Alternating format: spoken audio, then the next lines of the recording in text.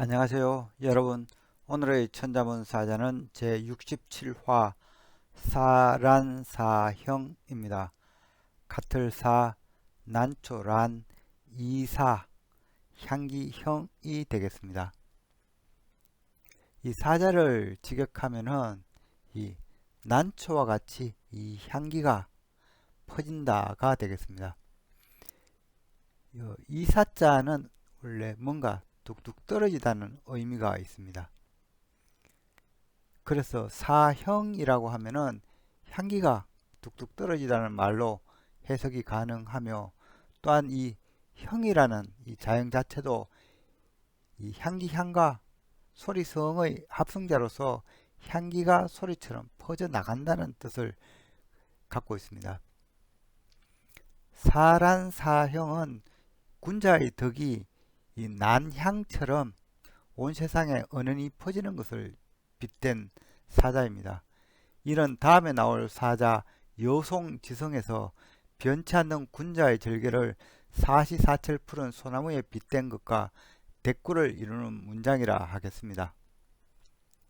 극한 난향에 대한 고사로는 55화 공곡전성에서 제가 이미 언급한 바 있는 공곡유란이 있죠.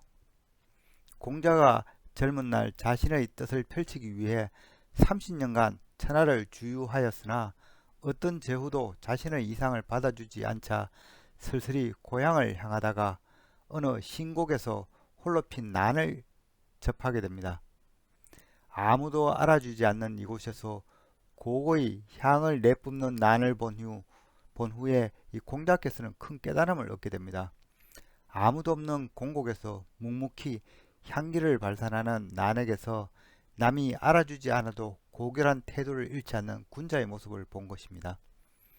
공자는 이 깨달음을 거문고 가락으로 이 시를 지었으니 바로 이 의란조라는 시가 되겠습니다.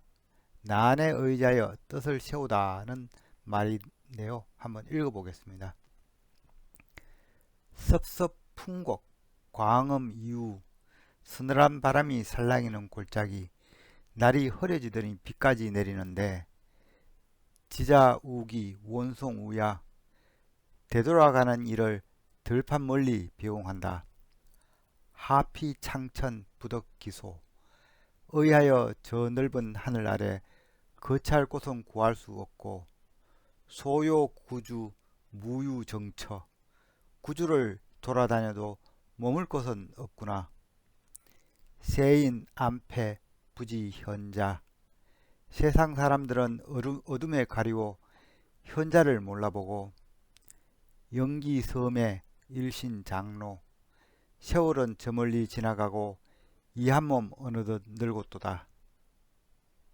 이 문장에서 지자우기는 보통 신부가 혼례를 마치고 처음 시집에 들어가는 것을 말하기도 합니다. 사란사형은 이 난꽃은 화려하지는 않지만 그 은은한 향이 세상 멀리 퍼져나가는 폼이 세상을 밝히는 군자의 덕을 떠올리게 한다는 말이 되겠습니다. 그럼 글자에 대해 살펴보도록 하겠습니다. 먼저 같을사를 설명드리겠습니다. 이 자는 사람 인변에 서의자가 합쳐진 형태입니다. 이 서의자는 사실 이 별태자와 사람인의 합성자인데요. 별태자는 갓난아기를 그린 자형입니다. 건문을 보면 태아를 뜻하는 이 사사사 그리고 이 입구자의 조합인데요. 이는 갓 태어난 아이가 세상에 태어났음을 알리는 이 울음소리를 의미합니다. 옛사람들은 하늘의 별이 땅으로 내려와 아이가 태어난다고 생각했기 때문에 이 자형은 별이란 뜻으로 사용되기도 했으며 이 갓난아기를 나 자신으로 표현하기도 하여 이 나를 뜻하는 이 나이자로 사용하기도 합니다. 아이는 어미의 배에서 태어나는데요. 이를 표현한 자형이 바로 비로소 시죠. 이 비로소 어미 배에서 태어나 삶을 시작한다는 말이 되는데요. 이 건문과 소전자형 모두 이 별태자와 어미모의 이 합자임을 알 수 있습니다. 그런데 일부 건문에서는 이 태아를 들고 있는 이 사람이 이렇게 그려져 있습니다. 이는 아이의 출생을 도와주는 산파가 되겠습니다. 바로 이 아이를 어미배에서 받아주는 산파를 그린 자형이 바로 이 서의자가 되겠습니다.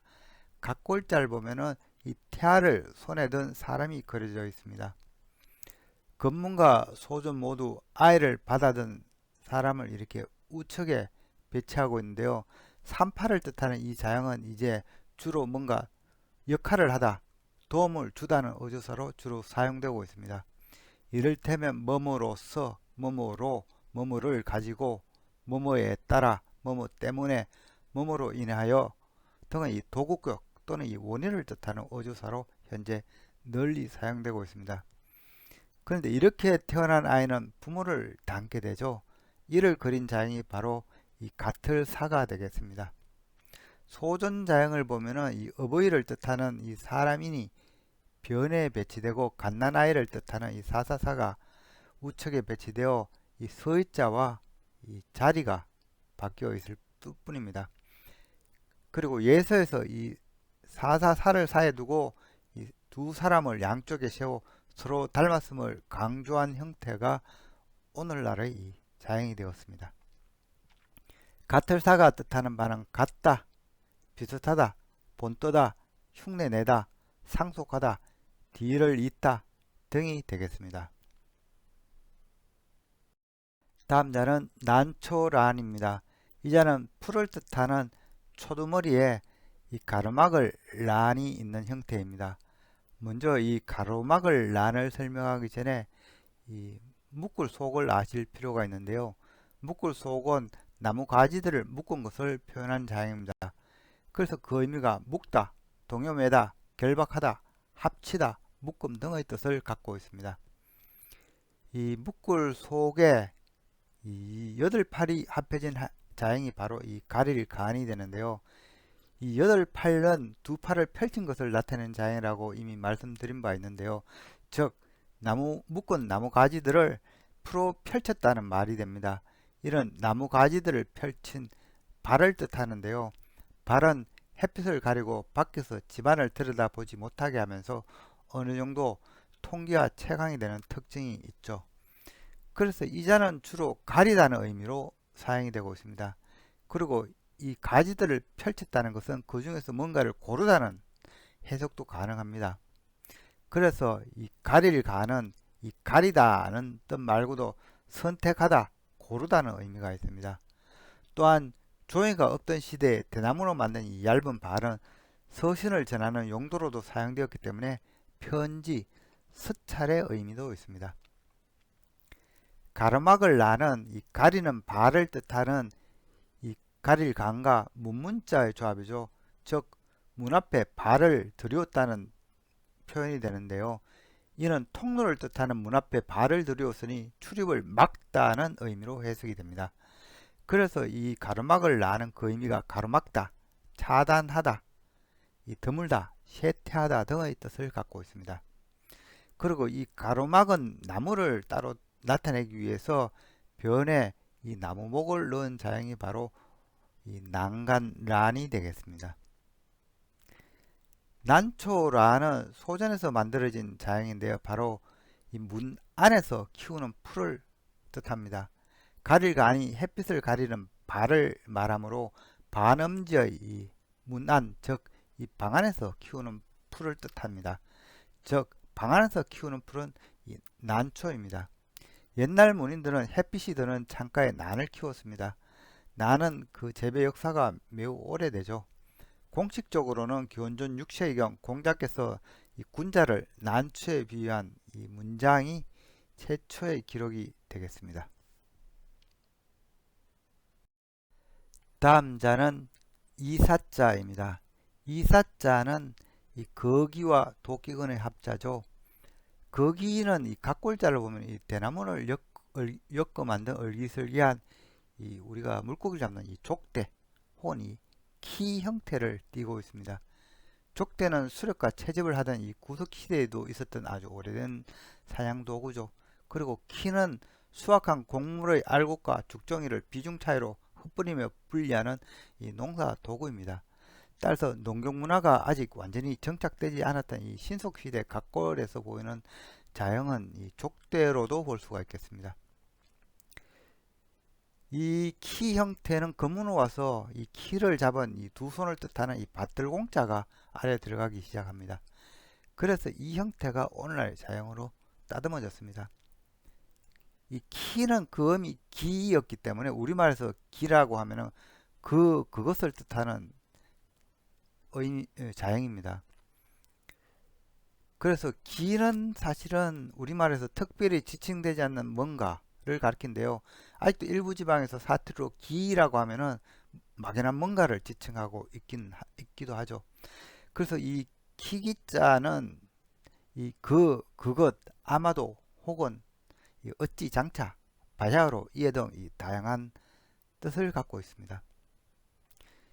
이 키를 가리키던 이 기자가 임의의 무언가를 지칭하는 용도인 거기자로 사용되면서 이 키를 따로 나타내기 위해서 흩날리는 이 죽정이를 뜻하는 이 S자 모양이 추가된 키기자가 건문에서 따로 만들어지게 되죠. 그리고 이 키의 재료는 주로 대나무였기 때문에 소전에서는 이 죽정이를 흩날리는 죽정이를 뜻하는 이 S자 대신에 재료인 이 대죽자가 추가된 키기자가 만들어지게 됩니다. 그래서 이 자가 오늘날 키를 가리키는 대표 자형으로 자리 잡았습니다. 도끼근의 각골자는 날카로운 날을 가진 이 돌도끼를 그린 자형인데요. 각골에서 이 화살표는 이 방향을 나타냅니다. 즉 이 방향으로 이 날을 내리친다는 의미죠. 건무는 이 자기로 이 홈을 패는 형사입니다. 자기는 목수들이 가볍게 갖고 다니면서 나무를 다듬던 이 작은 손도끼입니다. 도끼나 자기는 그 무게에 따라 위력이 달라지는데요. 그래서 일반적인 자기 한 개의 무게를 이 한 건으로 표현하게 됩니다. 오늘 한 건은 대략 600g이죠. 그래서 이 도끼건이 뜻하는 바는 이 자기, 도끼, 건, 베다, 자르다, 다듬다, 상가다 등이 되겠습니다. 이 키는 대나무를 얇게 이 쪼갠 것을 엮어서 만드는데요. 옛날 대나무를 이 쪼개던 이 도구가 바로 이 자기였습니다. 그래서 이 키기자와 이 도끼건의 조합은 바로 대나무를 잘게 쪼갠다는 의미로 처음 사용되었다고 합니다. 그래서 이 자의 원래 의미는 이 쪼개다, 떨어지다 였습니다. 그리고 작업을 하는 대상을 뜻하여 이것이란 뜻으로도 발전된 것으로 추측되는데요. 한편 대나무를 이렇게 쪼개게 되면 얇은 대나무 박편을 얻게 됩니다. 그리고 이 박편은 상당히 하얗기 때문에 이 이사자에는 하얗다는 뜻이 있습니다. 그리고 이 대나무를 쪼개고 엮는 작업은 이 농토도 없는 이 하층민들의 작업이었기 때문에 이사자라고 하면은 천박하다, 천하다, 지위가 낮다는 뜻도 있습니다. 오늘의 마지막 자는 향기형이 되겠습니다. 이 자는 향기향 그리고 소리성의 합자죠. 향기향의 각골자는 기장을 당시 뜻했던 이 벼와자와 입구자의 합자인데요. 이는 입으로 이 곡식을 먹는 모습을 그렸다고 할 수 있는데요. 이 주위에 이렇게 점들이 있습니다. 이거는 우리가 먹는 밥에서 나오는 이 김을 표현한 것으로 보여집니다. 소전에서는 이 입구자는 맛있다는 의미의 달감자로 바뀌었습니다. 즉, 이 표현은 맛있는 밥 향기를 나타낸 것으로 보여집니다. 그래서 이 향기향은 향기, 향기로움, 향료, 향기롭다 등의 뜻으로 주로 사용되고 있습니다. 소리성의 각골자는 이 경석에서 나오는 소리를 귀로 듣는 모습을 그린 장입니다. 이 경석은 돌을 두들겨 소리를 내는 타악기로 가장 오래된 이 구석기 시대부터 있었던 악기입니다. 소전자형은 이 석경 그리고 몽둥이 수 그리고 귀자의 조합으로 되어 있는데요. 이 몽둥이로 석경을 두들기고 귀로 그 소리를 듣는다는 표현입니다. 따라서 이 소리성이 뜻하는 말은 소리, 음악, 풍류, 명성, 없다, 소리 내다, 널리 알리다, 밝히다 등이 되겠습니다. 자양에서 이 귀자가 귀자 대신에 이 돌석자가 이렇게 들어가기도 하는데요. 이는 두들기는 돌, 바로 이 경석을 뜻하는 이 경she경이 되겠습니다. 경she는 이 고대 이 돌을 매달아 치던 타악기인데요. 이 조선시대에는 이 평경으로 따듬어지게 됩니다. 이 향기형은 향기향과 소리성의 합자로서 좋은 냄새가 소리처럼 널리 퍼지는 것을 나타낸 자양입니다. 좋은 냄새가 퍼진다는 이 표현인데요. 이 꽃이라는 묘고 한다면 이 향기가 당연히 난다고 해서 이 꽃답다는 의미로도 통하고, 이 향기가 퍼지는 것은 성군의 덕화가 퍼지는 것이라고 해석하기도 해서 덕화라는 뜻이 있습니다.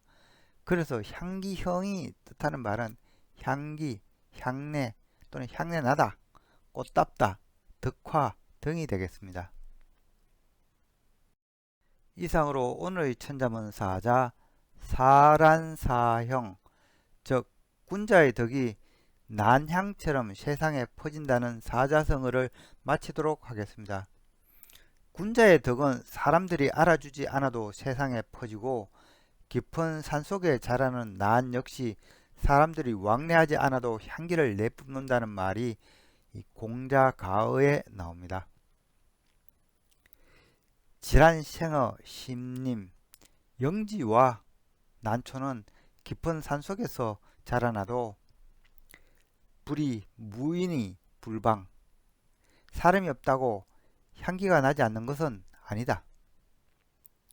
한편 주역개사전에는 이 난향을 두터운 우정에 빗대기도 하는데요. 자왈, 군자지도, 이 공자 가로되 이 군자의 도란 혹출 혹처 혹 나가기도 혹 머무르기도 하며 혹묵 혹어 혹 침묵하기도 혹 말하기도 하는데, 이인 동심, 두 사람이 같은 마음이면 길이 당금, 그 날카로운 쇠를 끊고 동심지연, 같은 마음으로 말을 하게 되면은 기취열한, 그 냄새는 난향과 같다. 이에 이 마음을 같이 하는 두터운 우정을 우리는 보통 말할 때 금란지교라고 곧잘 부르고 있습니다. 지금까지 시청해 주셔서 감사합니다.